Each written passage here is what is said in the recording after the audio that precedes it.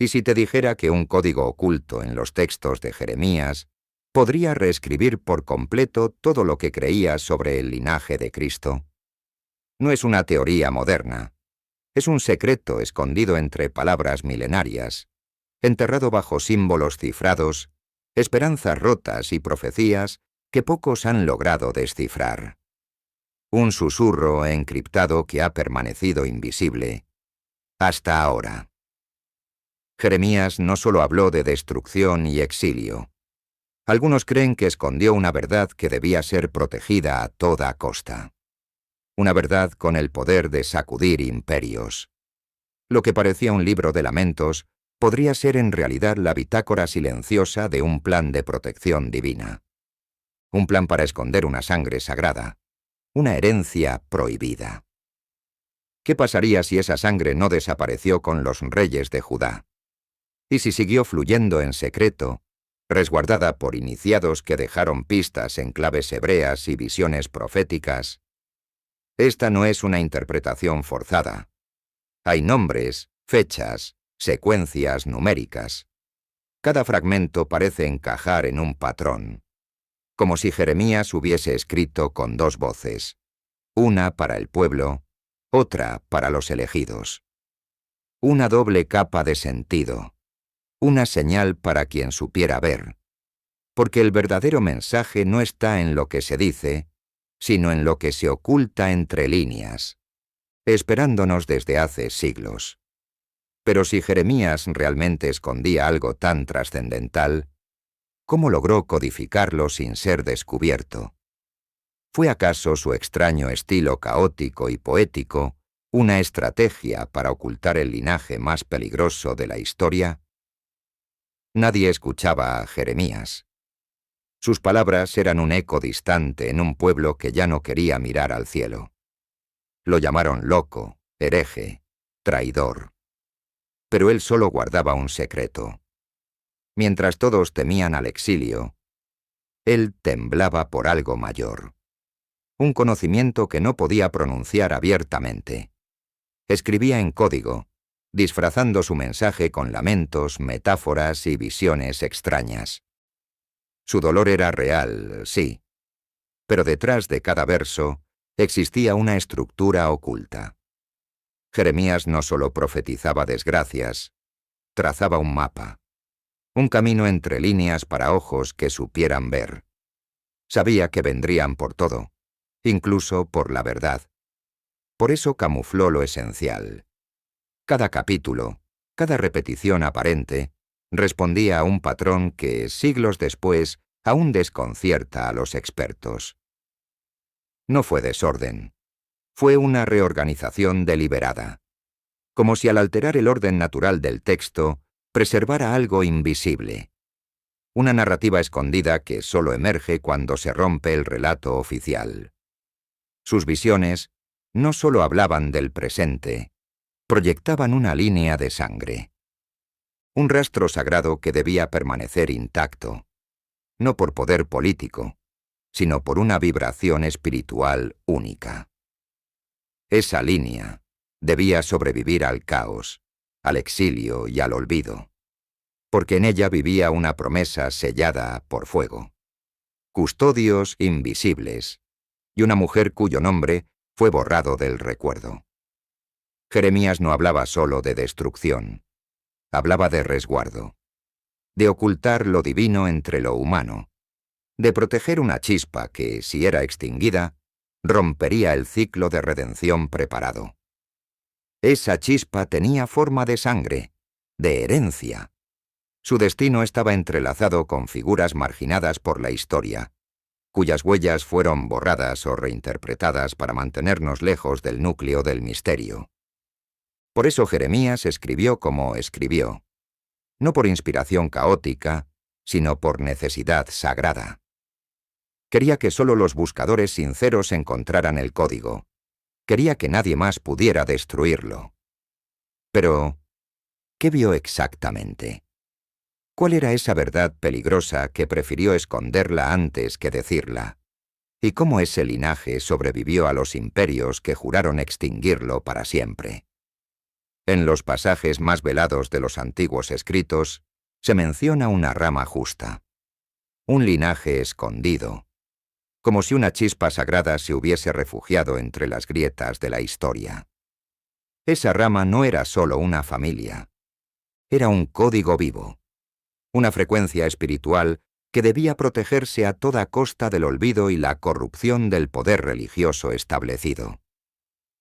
El término hebreo tamach, traducido como sostener firmemente, aparece en textos clave vinculado a este linaje, como si habláramos de una fuerza invisible que impide que la llama sagrada se apague. No solo implica sostener, sino también preservar, nutrir, proteger, como si aquel que porta este sello fuera elegido para custodiar algo más grande que su propia vida. Esta palabra aparece asociada a genealogías misteriosas, como si al pronunciarse activara una antigua red de memorias selladas bajo símbolos, nombres y números que solo los iniciados podían leer. Algunas teorías apuntan a que esta línea pura no fue aniquilada, sino llevada secretamente hacia Egipto, donde los esenios contaban con santuarios ocultos conectados con sabiduría ancestral africana.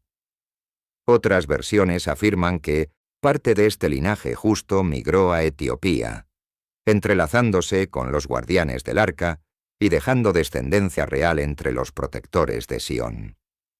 No eran solo portadores de sangre, sino custodios de una vibración, de un conocimiento codificado que mantenía viva la llama del verdadero pacto, lejos de las instituciones que lo profanaron. En este contexto aparece una figura silenciosa pero esencial: Baruc, el escriba de Jeremías, quien pudo haber sido el último depositario consciente de los secretos del linaje justo. No solo transcribía profecías, Baruc sellaba claves, nombres y coordenadas espirituales que marcaban rutas de exilio, custodiando no solo pergaminos, sino vidas que aún portaban la sangre del pacto. Se dice que Baruc viajó al sur tras la caída de Jerusalén, llevando consigo algo más que escritos. Tal vez un niño, un símbolo vivo, un eslabón perdido de la rama oculta. Su silencio no fue cobardía, sino estrategia sagrada. Sabía que si esa línea era descubierta, la verdadera herencia espiritual del mundo sería destruida antes de su tiempo. Baruc, el custodio de las sombras, desaparece de los registros como si su destino hubiese sido tragado por la misma tierra que escondía las semillas del árbol sagrado. Pero ciertas crónicas gnósticas y etíopes susurran su nombre, y en ellas se habla de un pergamino sellado con fuego, custodiado por una orden secreta de sabios. Y si la clave de la promesa no estuviese en lo que se proclamó públicamente, sino en lo que se ocultó, en la rama silenciosa que jamás dejó de crecer, podría ser que ese linaje aún camina entre nosotros, guiando desde el anonimato los hilos invisibles del despertar espiritual del mundo. Y si Baruc logró esconder el último eslabón, podríamos descubrir dónde dejó el mensaje codificado que revela el paradero del heredero secreto del pacto. En las sombras del templo, un hombre caminaba con un propósito que nadie comprendía. Su nombre era Baruc. No era profeta ni sacerdote, pero portaba un legado más profundo. Baruc no hablaba mucho. Su tarea no era gritar verdades, sino escribirlas. Su pluma rozaba los pergaminos con precisión, como si cada letra viniera dictada por una voz invisible. Fue el escriba de Jeremías, pero también su confidente más íntimo. No solo transcribía palabras, sino visiones. Recibía imágenes, símbolos, secuencias, como si decodificara un lenguaje que solo él entendía. Algunos textos apócrifos revelan que Baruc tuvo sueños extraños.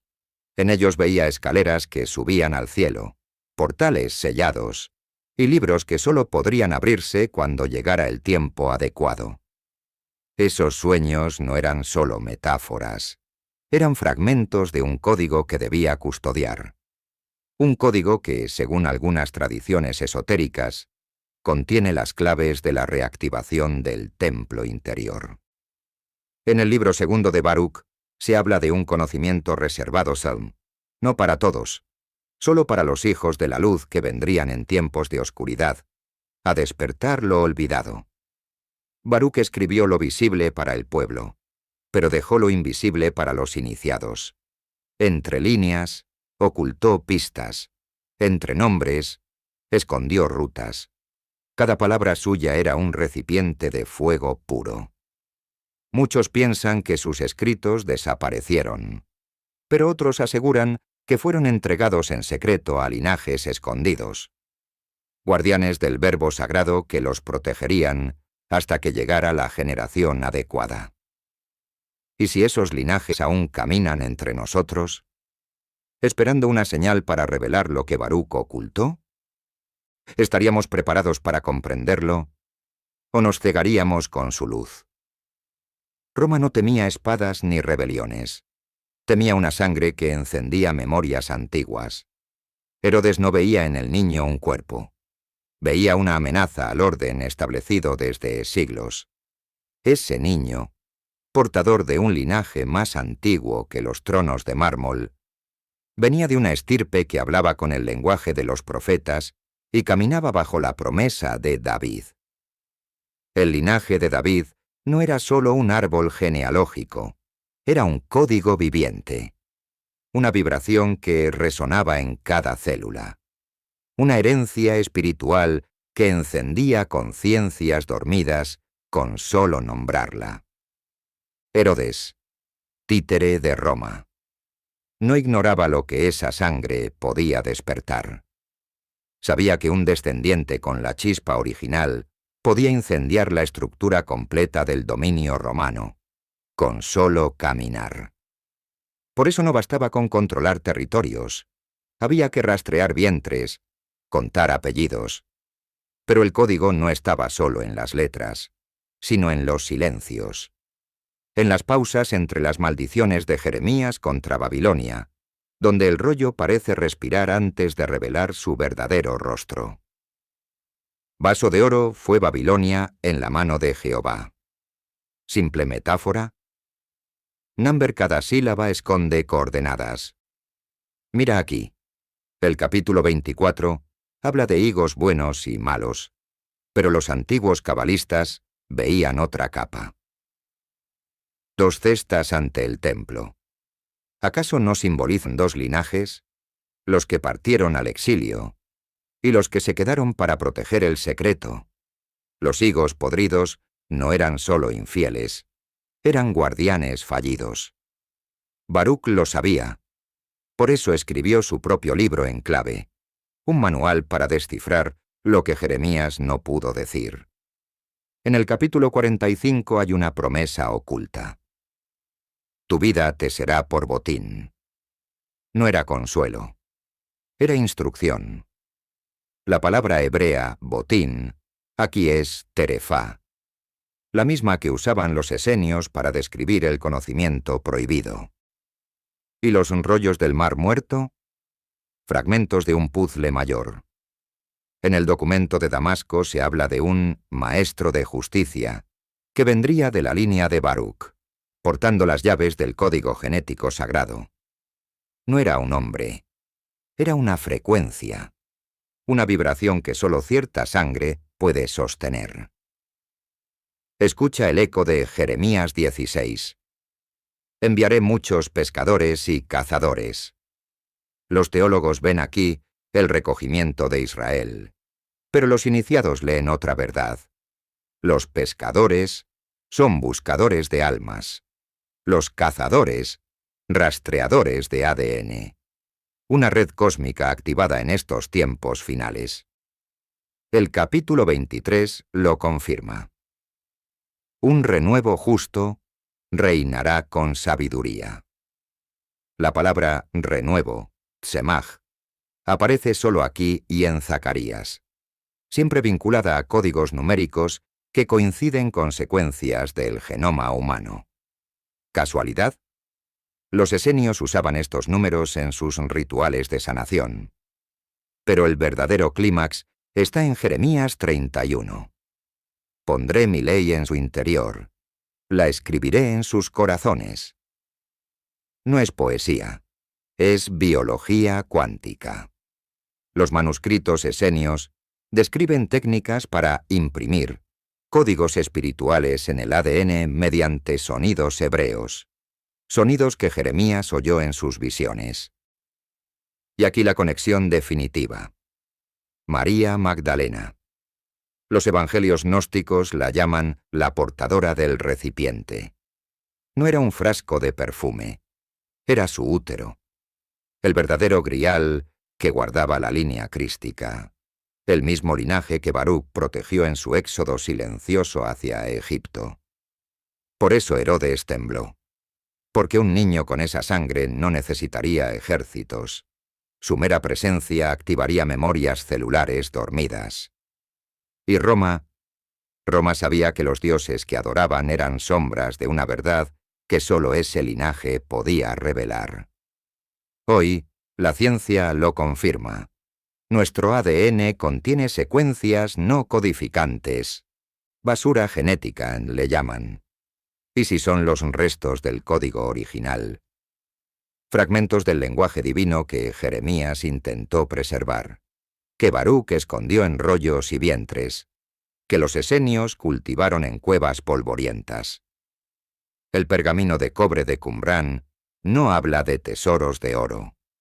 Describe un mapa de iniciación, coordenadas para reactivar lo que dormita en nuestras células. Por eso, el último verso de Jeremías termina con «hasta que sea cumplida».